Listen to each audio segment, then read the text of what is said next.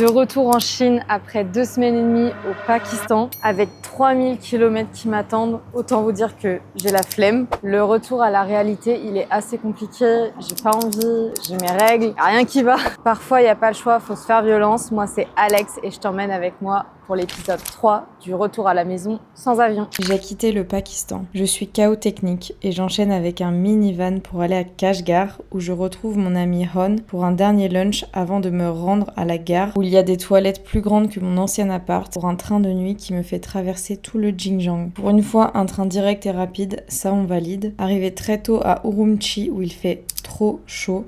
Je fais une petite pause dans un hostel avec un lit pour le coup vraiment confort. À ce niveau-là, c'est clairement du luxe. J'ai troqué les montagnes et le silence paisible de Hunza pour des grosses villes chinoises animées où la consommation est reine. La transition me fait vraiment bizarre et je sens que je le vis pas très bien. J'ai ensuite été à la gare routière La Mif pour le trajet le plus long et inconfortable du voyage.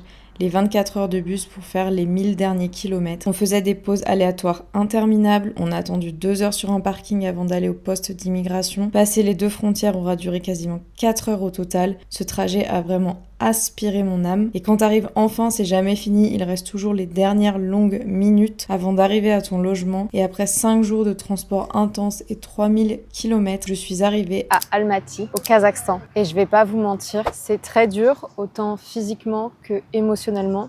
Je me sens triste, je comprends pas trop ce que je fais là. J'ai l'impression d'avoir été téléportée dans une ville moderne avec des cafés ouverts 24/7 et une ambiance très européenne. Je vais profiter d'être posée 2 semaines pour prendre soin de moi, faire du sport, bien manger et on se retrouve au prochain épisode. Allez, ciao la mif.